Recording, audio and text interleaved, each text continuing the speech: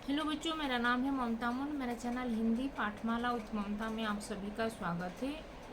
आज मैं NCERT class 7 Hindi NCERT class 7 Hindi subject का ये बाल महाभारत कथा का ये चैप्टर नंबर 6 और चैप्टर का नाम है भीम। आज भीम के बारे में जानेंगे। तो अगर फर्स्ट टाइम इस चैनल में आए हो तो हिंदी पाठमाला विथ ममता चैनल को सब्सक्राइब कर देना और इस वीडियो को भी लाइक और शेयर कर देना। तो चलो स्टार्ट करते हैं। एनसीईआरटी क्लास 7 हिंदी बाल महाभारत कथा का चैप्टर नंबर 6 भीम। भीम कौन थे? भीम कुंती के पुत्र थे, 5 पांडवों के भाई। 5 पांडव मतलब युधिष्ठिर, भीम, पहले युधिष्ठिर, फिर भीम, फिर अर्जुन, फिर नकुल, फिर सहदेव। ये है 5 पांडव। तो 5 पांडव में ये भीम उनके सेकेंड कुंती के सेकेंड पुत्र थे।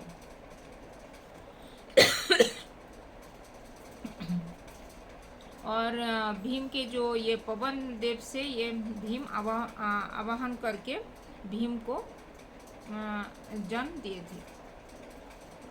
तो आज भीम के बारे में जानेंगे। धृतराष्ट्र के 100 पुत्र, इससे पहले चैप्टर नंबर 5 तक ऑलरेडी अपलोड हो चुका है। चैप्टर 1 का था ये देवव्रत के बारे में, फिर चैप्टर 2 में था भीष्म प्रतिज्ञा, फिर चैप्टर 3 में भीष्म और अम्बा के बीच में जो कथोपकथन हुआ था, और फिर कुंती के बारे में था, फिर विदुर के बारे में, और अभी भीम के बारे में आज हम जानेंगे। तो अगर फर्स्ट टाइम इस चैनल में आए तो हिंदी पाठमाला विथ ममता चैनल को सब्सक्राइब कर देना और इस वीडियो को भी लाइक और शेयर कर देना। और ये पहले से अगर चैप्टर 1 टू चैप्टर 5 वीडियो नहीं देखे हो तो पहले वो सब देख लेना, क्योंकि यहाँ पे सीरियली ये सीरीज चल रहा है, क्योंकि एक एक चैप्टर में एक एक कैरेक्टर का उनके बारे में हम लोग डिस्कस कर रहे हैं। उनका कैरेक्टर वो महाभारत में उनका क्या रोल था, तो इसीलिए अगर कुछ भी मिस करोगे तो वो उनके बारे में जानने में जो स्टोरी में आगे बढ़ेगा तो उसके बारे वो कौन है बोल के जान नहीं पाओगे। इसीलिए फर्स्ट स्टार्टिंग करके देख लेना। तो अगर उसमें कुछ डाउट है तो कमेंट में लिख सकते हो। तो चलो स्टार्ट करते हैं। भीम।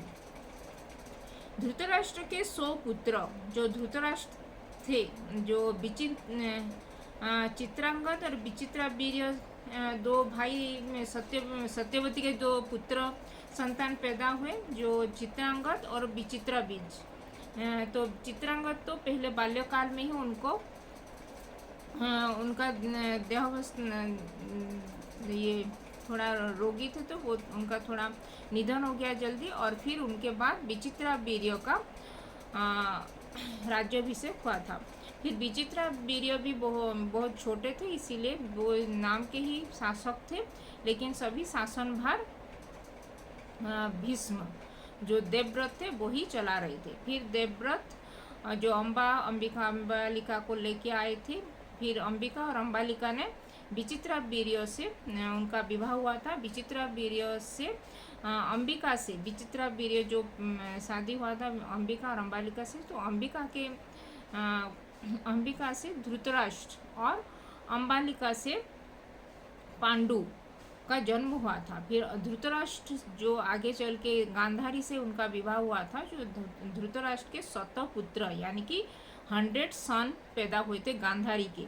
और जो पांडु आगे चल के कुंती से उनका विवाह हुआ था। फिर कुंती से 5 पांडव का जन्म हुआ था, जो 5 पांडव देवलोक मतलब दैविक शक्ति के जो अधिकारी थे, जो देवों से उनका उत्पन्न हुआ था। युधिष्ठिर, धर्मराज, धर्मदेव से उनका पुत्र संतान धर्मदेव को आवाहन करने के बाद वो कुंती ने ये युधिष्ठिर को जन्म दिए थे। फिर भीम को पवन देव को आवाहन करने के बाद वो भीम को जन्म दिए थे। फिर इंद्रदेव को आवाहन करने के बाद वो कुंती ने अर्जुन को जन्म दिए थे। फिर माद्री जो पांडु की और एक दूसरी पत्नी थी माद्री, तो माद्री ने अश्विनी कुमार दोनों को ध्यान करके फिर अश्विनी कुमार से उनको 2 पुत्रों का ये प्रदान मिला था, जो कि नकुल और सहदेव। तो धृतराष्ट्र के 100 पुत्र मतलब शतपुत्र, गांधारी को एक दुर्वासा ऋषि ने उनको ये उनके सेवा में प्रसन्न होकर उनको वरदान दिए थे कि तुम शतपुत्र के जननी बनोगे। शतपुत्र मतलब 100 सन तुम्हारा, 100 पुत्र तुम्हारा तुम पैदा करोगे बोलते। फिर 5 पांडव धृतराष्ट्र के 100 पुत्र और 5 पांडव, जो पांडु के पुत्र 5, वो बचपन में साथ साथ रहते, खेलते और आपस में हंसी मजाक करते थे। बचपन में वो उनका जो बाल्यकाल था वो हस्तिनापुर में चले आए। कुंती और 5 पांडव वो ये सत्यवती और भीष्म के साथ वो पांडु और माद्री के देहांत होने के बाद वो सभी 5 पांडव और कुंती हस्तिनापुर को लौट आए थे। फिर वहाँ पे हस्तिनापुर में शतपुत्र धृतराष्ट्र के 100 सन, जो दुर्योधन, दुशासन, ऐसे करके 100 सन और 5 पांडव युधिष्ठिर, भीम, अर्जुन, नकुल, सहदेव, ये 5 पांडव दोनों ग्रुप बना के वो एक साथ खेलते हंसते थे और हंसी मजाक करते थे वो बाल काल में। उन सबों में पांडु पुत्र भीम शरीर से काफी बलवान था। जो सब में बलवान था भीम, 5 पांडव में जो भीम था वो सबसे बलवान हट्टा कट्टा था। बचपन के जोश के कारण भीम दुर्योधन तथा उसके भाइयों को खूब तंग किया करता था और बचपन में बहुत ही जोश था, तो इसीलिए भीम वो दुर्योधन और उनके जो 100 भाई थे, 100 ब्रदर्स थे, जो उनको बहुत ही तंग करते थे भीम ने। यद्यपि भीम मन में किसी से बैर भाव नहीं रखता था, मतलब वो मन में मतलब हार्ट उनका क्लियर था, लेकिन ऐसे हंसी मजाक करते थे उनके जो कजिन्स लोगों के साथ। फिर भी दुर्योधन तथा उनके भाइयों के मन में भीम के प्रति बैर बढ़ने लगा, लेकिन वो दुर्योधन और उनके जो भाई थे 100 ब्रदर्स, वो तो हंसी मजाक नहीं समझ रहे थे और भीम से उनका दूरी मतलब उनका बैर मतलब उनसे क्रोधित बहुत हो रहे थे भीम से। ये शतपुत्र जो 100 ब्रदर्स जो थे दुर्योधन और उनके 100 भाई जो थे। इधर कौरव और पांडव के गुरु कृपाचार्य से अस्त्र विद्या के साथ साथ अन्य विद्याएं भी सीखने लगे। वो कृपाचार्य से पांडव और कौरव दोनों कृपाचार्य से अस्त्र विद्या के बारे में बहुत सारे सीखने लगे, जानकारी विद्याराम करने लगे। विद्या सीखने में भी पांडव कौरवों से आगे थे। विद्या सीखने के टाइम में भी लर्निंग जो विद्या गुरुकुल में जो रह के विद्या शिक्षा करते थे, तभी भी वो पांडव ये कौरवों से पहले थे, मतलब आगे थे उनसे सभी शिक्षा में, जिससे कौरवों का द्वेष और बढ़ने लगा, जिससे वो लोग जेलस फील कर रहे थे कौरव लोग पांडवों से। दुर्योधन हमेशा पांडवों को नीचा दिखाने का प्रयत्न करता था। हमेशा दुर्योधन लगा रहता था कि ये पांडवों को कैसे उनको नीचे ही उनके नीचे ही जैसे रहेंगे वैसे उनको हमेशा ये कटाक्ष भाषा में मतलब थोड़ा ऐसे रूडली उनसे बिहेव करता था। भीम और दुर्योधन से में जरा भी नहीं पड़ती थी। भीम और दुर्योधन हमेशा मतलब उनका कभी भी नहीं पड़ता था, वो हमेशा शत्रु भाव उनके मन में था। एक बार कौरव ने भीम को गंगा में डुबोकर मार डालने की योजना बनाई। एक बार वो जो भीम को गंगा में जो पॉइजन मतलब विष पिला के वहाँ पे मार देने के लिए वो लोग षड्यंत्र किए थे कौरव लोग, 100 जो ब्रदर्स थे दुर्योधन और उनके 100 भाई लोग। एक दिन दुर्योधन ने जल क्रीड़ा करने के लिए 5 पांडवों को न्योता दिया। एक दिन वो दुर्योधन ने जल क्रीड़ा मतलब जो स्विमिंग पानी में गेम खेलते हैं, जो जल क्रीड़ा करने के टाइम में वो उनको न्योता दिया था, उनको इनवाइट किया था, आप भी आओ और हमारे साथ जल क्रीड़ा करो बोल के। काफ़ी देर तक खेलने और तैरने के बाद सभी ने भोजन किया। बहुत टाइम तक वो लोग खेल रहे थे, ये जल क्रीड़ा कर रहे थे, तभी उसके बाद वो लोग भोजन करने के लिए वो लोग दुर्योधन ये पार्टी सबसे किया था, पार्टी में सबको इनवाइट किया था, तो वो ही हमेशा वो ही सबके लिए खाना प्रिपेयर किया था। इधर दुर्योधन ने छल से भीम के भोजन में विष मिला दिया था। फिर यहाँ पे जो ऐसे किसी के अचानक, मतलब किसी को नहीं दिखा के वो ऐसे ही चोरी छुपे वो भीम जो खाना उसको परोसने वाले थे, भीम के लिए खाना, वहाँ पे वो खीर जो था, खीर में विष, भीम के कटोरे में विष मिला के, पॉइजन मिला के उनको खाने के लिए दे दिया भीम को, दुर्योधन ने। विष के कारण भीम को गहरा नशा हो गया। विष था इसीलिए उनको, भीम को बहुत ही गहरा नशा, मतलब वो जो विष जहर जो खाए थे ना, उसके प्रभाव से उनका शरीर में बहुत ही पेन हुआ और उनको नशा जैसे, उनका माइंड कुछ भी काम नहीं करने लगा, ऐसे ही अचेत पड़ गए, फेंट हो गए। पर भी नहीं नशा हो गया, वह डेरे पर भी नहीं पहुंच पाया। फिर वो अपने जहाँ पे वो लोग रहते थे, वो पांच पांडव, वहाँ पे भी वो नहीं पहुंच पाया, वैसे ही वहाँ पे पड़ा रहा, वहाँ पे खाना जहाँ पे वो खाया था। ऐसे चूर होकर वहाँ गंगा किनारे रेत पर ही गिर गया। फिर वो गंगा किनारे जहाँ पे जो सैंड था, रेत था, वहाँ पे वो नीचे गिर पड़ा। कौन? भीम ने आगे नहीं जा पाया। दुर्योधन ने लताओं से हाथ पैर बांधकर भीम को गंगा में बहा दिया। फिर दुर्योधन ने ये सब किया था, इसीलिए वो गंगा में उसका हाथ पैर को बांध दिया और भीम को गंगा के पानी में डुबो दिया, बहा दिया। भीम का शरीर गंगा की धारा में बहते हुए दूर निकल गया। बहुत ही दूर तक वो बह के वो गंगा की पानी के प्रभाव से वो भीम जो पानी के प्रभाव से आगे बहुत दूर तक बह के चला गया। जहाँ पे ये इंसिडेंट हुआ था, बहुत ही दूर तक वो पानी के प्रभाव से वो बहुत दूर आगे निकल गया। वो तो नींद में था ना, वो तो सोया हुआ था, उसको पता नहीं कहाँ पे जा रहा है बोल के, लेकिन वो आगे गंगा के पानी से प्रभाव से वो बहुत दूर चला गया था। दुर्योधन लताओं से हाथ पैर बांधकर भीम को गंगा में बहा दिया। भीम का शरीर गंगा की धारा में बहुत दूर तक निकल गया। जब युधिष्ठिर और उनके भाइयों की नींद खुली, तब उन्होंने भीम को अपने बीच नहीं पाया। जब युधिष्ठिर और उनके जो भाइयों थे, उनके जो 700 ब्रदर्स थे, वो तभी युधिष्ठिर और उनके जो 5 पांडव भाई थे, जब उनकी नींद खुली तभी वो लोग वो भीम को वहाँ पे नहीं मिला उनको, भीम को। तो वो लोग ये चिंता करने लगे, युधिष्ठिर और उनके जो 4 भाई बचे थे। भीम तो चला गया था, वो गंगा में बहा दिया था वो दुर्योधन ने, तो इसीलिए वो लोग ये चिंता करने लगे भीम कहाँ है बोल के। चारों भाइयों ने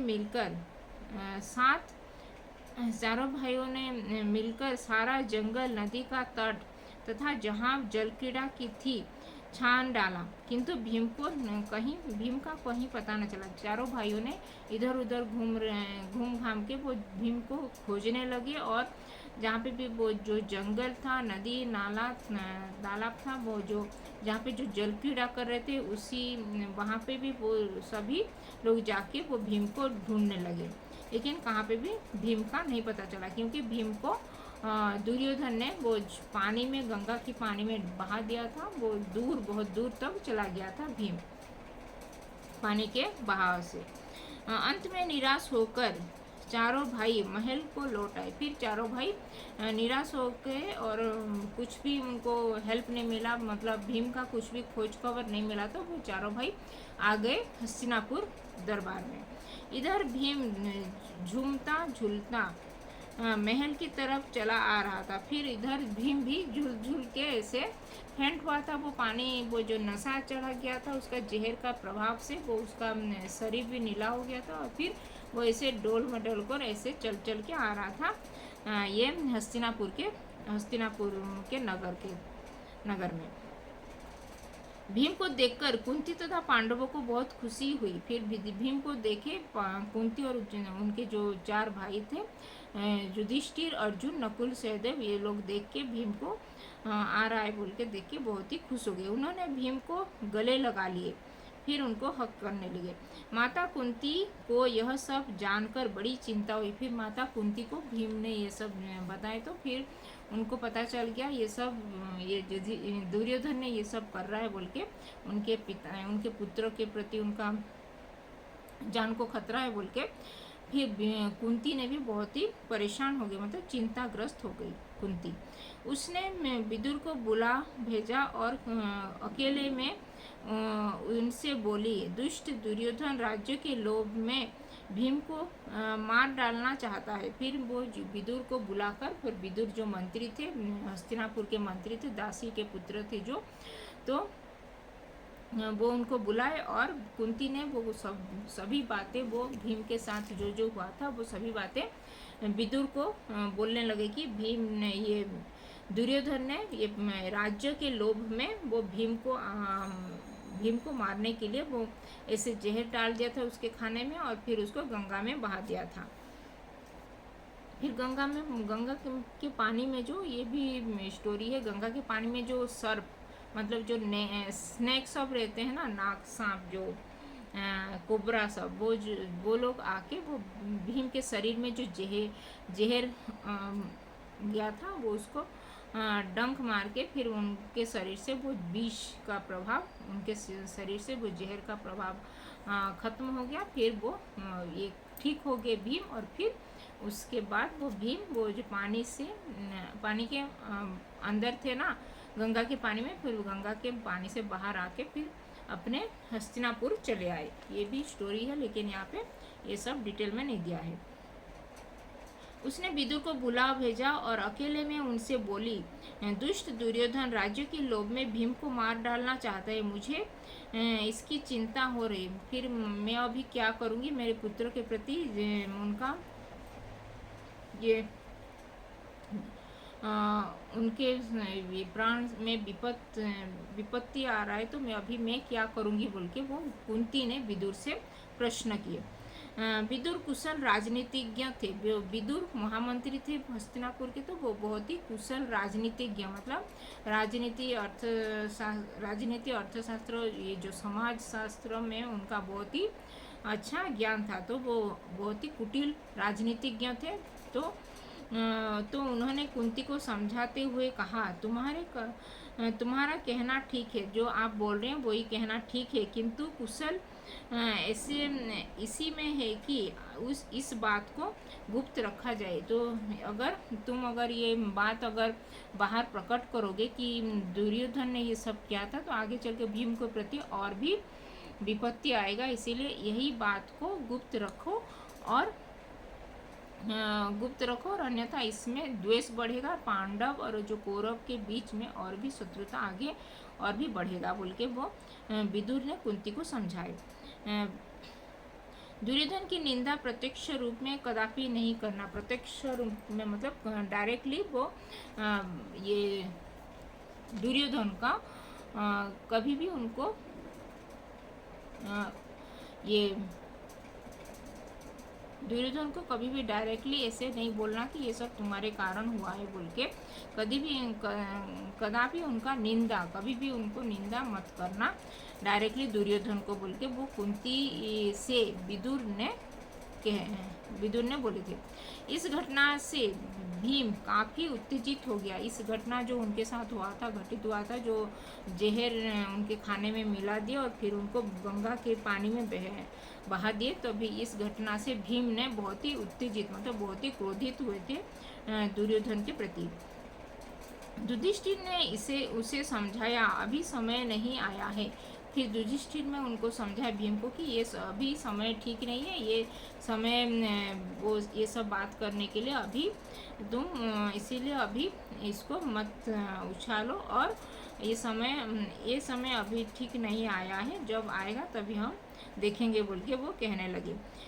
हमें अपने आप को संभालना होगा। फिर वो बोले कि अभी हम अपने आप को संभाल लेंगे, आगे चल के बहुत ही विपत्ति आने वाला है, तो हम अपने आप को संभाल लेंगे, अभी से स्टार्ट करेंगे बोल के वो युधिष्ठिर ने भीम को समझाए।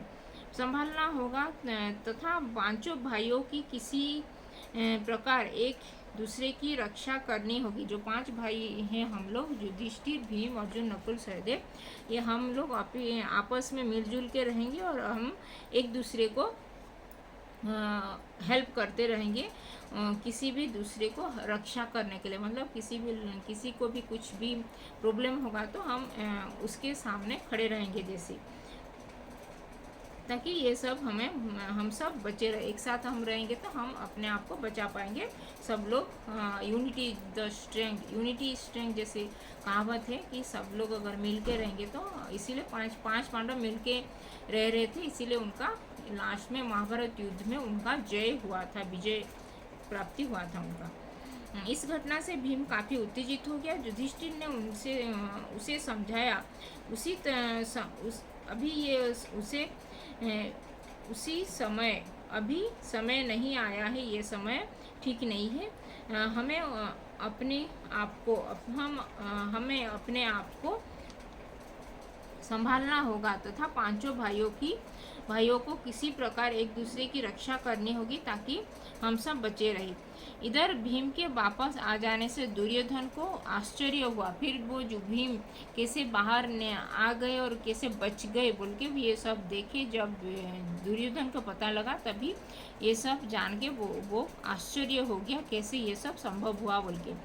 उसका हृदय और जलने लगा। फिर उसके हृदय में और जलन की भाव जलने लगी कि कैसे वो भीम को कुछ नहीं हुआ, वो कैसे अपना प्राण बचा के वो आ गया बोल के वो सोचने लगा। कौन? दुर्योधन ने। तो ये था भीम के बारे में कुछ जानकारी, जो बाल्यकाल में जो हुआ था भीम के प्रति, ये सब उसकी जानकारी। तो अभी कुछ शब्द के अर्थ जानेंगे। द्वेष भाव मतलब बैर करना, बैर की भावना। जरा मतलब तनिक, मतलब छल मतलब धोखा, कपट मतलब छल मतलब धोखा, जो कपट होता है उसको बोलते हैं छल। विष मतलब जहर, पॉइजन। खींचना मतलब चिढ़ना को बोलते हैं खींचना। प्रयत्न मतलब कोशिश, मतलब ट्राई करना। अधिकार मतलब हक, मतलब राइट। काम तमाम करना मतलब जान से मारना, मतलब जान से मार डालना को बोलते हैं काम तमाम करना। निंदा मतलब बुराई, कदापि मतलब कभी नहीं। उत्तेजित मतलब क्रोधित होना। अभी कुछ क्वेश्चन आंसर करेंगे, शॉर्ट क्वेश्चन आंसर। पांडव कितने भाई थे, उनका नाम लिखो। पांडव कितने भाई थे? पांडव 5 भाई थे। पहले है युधिष्ठिर, फिर भीम, फिर अर्जुन, फिर नकुल, फिर सहदेव। पांडव 5 भाई थे, युधिष्ठिर, भीम, अर्जुन, नकुल, सहदेव। तो ये हो गया क्वेश्चन, इसका आंसर। युधिष्ठिर के कितने पुत्र थे? धृतराष्ट्र के कितने पुत्र थे? वे क्या कहलाते थे? धृतराष्ट्र के 7 पुत्र थे और वो कौरव कहलाते थे।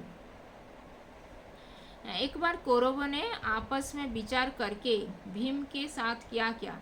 एक बार कौरव ने आपस में विचार करके भीम के भोजन में विष मिला दिया और जब नशे में वो मूर्छित होकर गिर पड़े तभी उनको उनके पैर को ये लताओं से, जो ये जो भाइंस होता है, ट्री का जो भाइंस होता है, उसको लताओं से उनका पैर को बांध दिया और फिर उसको गंगा में बहा दिया। भीम के हाथ पर लताओं से बांधकर उसे गंगा में बहा दिया।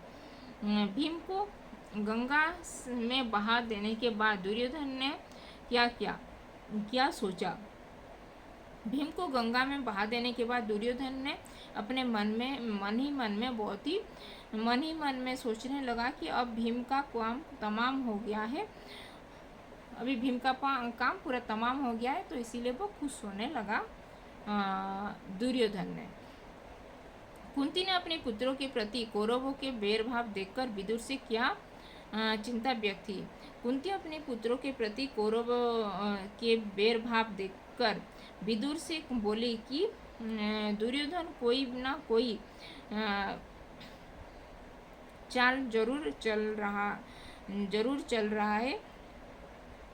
रहा है, तो राज्य के लोभ में यह भीम को मार डालना चाहता है, अतः उन्होंने अपने बच्चों के प्रति चिंता हो रही है, इसीलिए वो उनको बच्चों के प्रति चिंता हो रही है बोल के वो विदुर से अपने मन की बात शेयर किए थे। युधिष्ठिर ने भीम को समझाते हुए क्या निर्णय लिया? युधिष्ठिर ने भीम को समझाते हुए कि बोले कि भाई भीम, अभी समय नहीं आया है। उन्हें अपने आप को संभालना होगा।